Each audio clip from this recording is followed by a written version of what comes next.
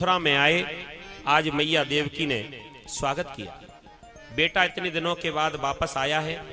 आज मैया देवकी ने बड़े सुंदर सुंदर पकवान बनाए, 56 भोग बना दिए अपने लाला के लिए। और जैसे ही 56 भोग सजाए सामने, भगवान जब भोजन करने के लिए पहुंचे तो 56 भोग रखे हैं, लेकिन भगवान माखन ढूंढ रहे हैं। उन भोगों में कहीं भी माखन मिश्री नहीं था।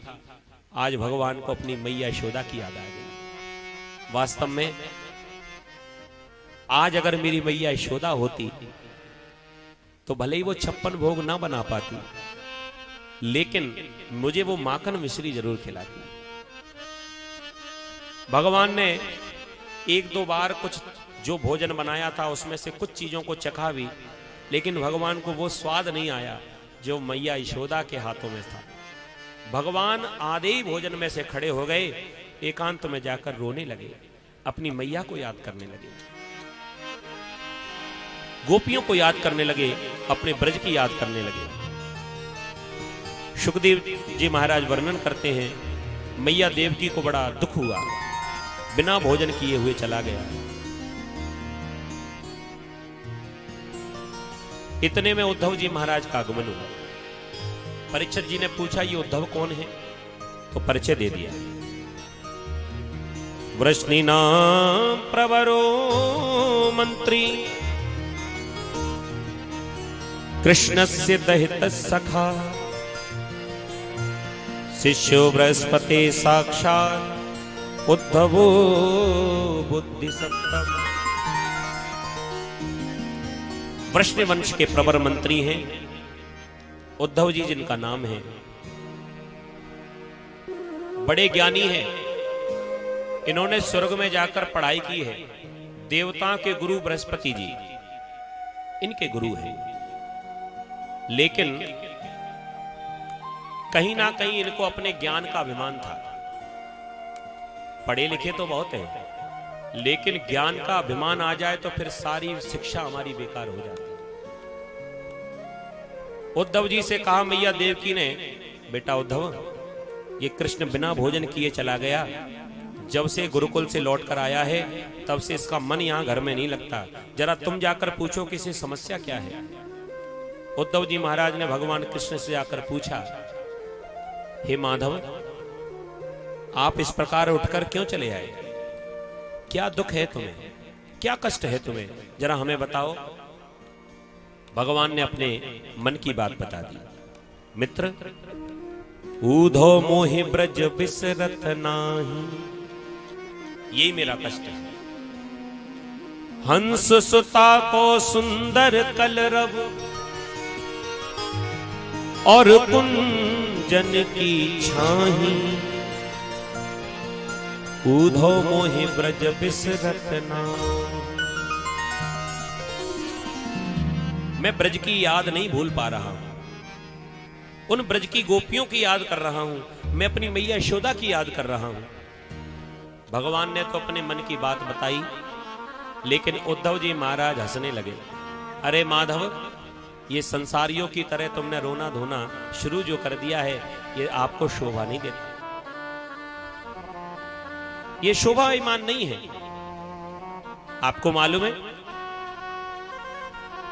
आपको रोने की जरूरत ही नहीं है, क्यों रोते हो आप किसी के लिए? भगवान ने कहा, मैं नहीं रोता, लेकिन मैं क्या बताऊं, वो गोपियां मेरे लिए दिन रात रोती रहती हैं, वो मैया यशोदा दिन रात मेरे लिए रो रही हैं। और जब वो मेरे लिए दिन रात रोती हैं तो कहीं ना कहीं तो मुझे भी उनकी याद आएगी। प्रेमी हमारा कितना भी दूर क्यों ना हो, लेकिन हमने मन से उसे याद किया तो ऐसा हो नहीं सकता कि वो हमें याद ना करे। उद्धव जी कहने लगे, अच्छा तो समस्या यहां नहीं है, समस्या वहां है। अरे वो गोपियों को क्या पता, वो गोपियों को ज्ञान नहीं है।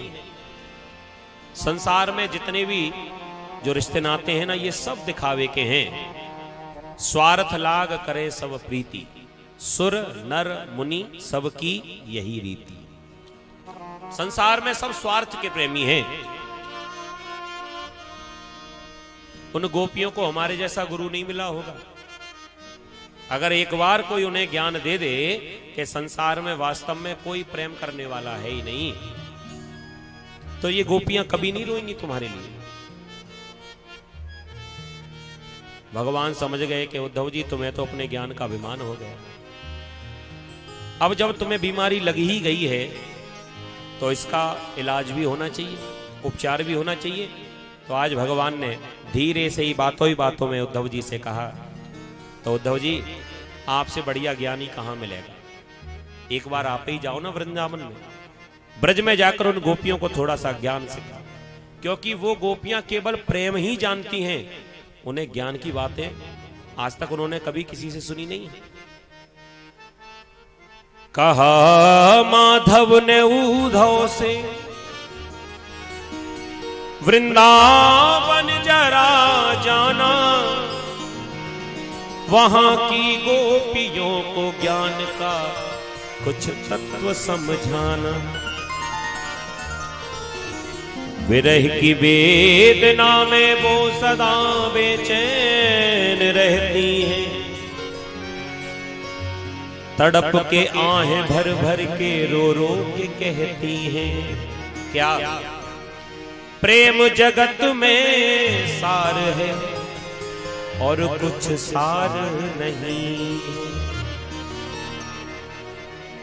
तुम्हारा मानना है कि स्वार्थ लाग करें सब प्रीति, और गोपियों का मानना कुछ और है।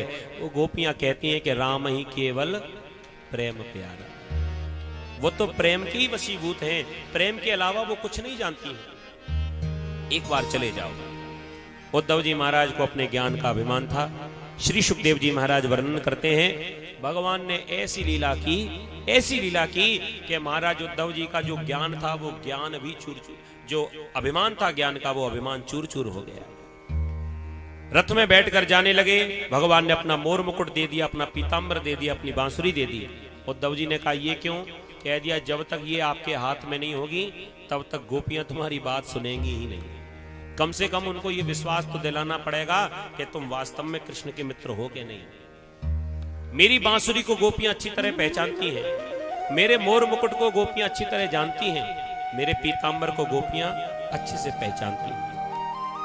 पीताम्बर को रख लिया अपने पास, बांसुरी को रख लिया, मोर मुकुट को संभाल कर रख लिया, अपना रथ दे दिया भगवान ने।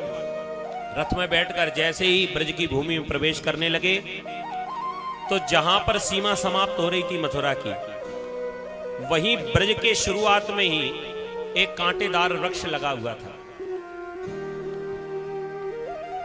जब तक मथुरा में थे तब तक कोई समस्या नहीं थी, लेकिन ब्रज में जब प्रवेश करने लगे तो कंधे पर जो वस्त्र पड़ा था वो उड़कर उस वृक्ष में जाकर अटक गए। उद्धव जी महाराज रथ से नीचे उतर कर आए और उस वस्त्र को कांटों से खींचने लगे, लेकिन वस्त्र तो नहीं खींचा। ताकत लगाई तो कुछ कांटे वस्त्र में ही लगे चले आए। माने जिन गोपियों को उद्धव जी महाराज अज्ञानी समझ रहे हैं, ग्वालिन गंवार समझ रहे हैं, उस ब्रज भूमि के कांटों को कितना ज्ञान है। माने वो कांटे उद्धव जी को ये बता रहे हों कि ज्ञानी जी ये प्रेम की भूमि है, यहां पर ज्ञान का कोई महत्व नहीं है, यहां प्रेम का ही महत्व है। उलझ कर वस्त्र में कांटे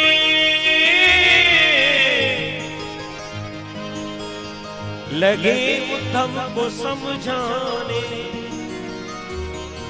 तुम्हारा ज्ञान पर्दा फाड़ दे प्रेम दीवाना।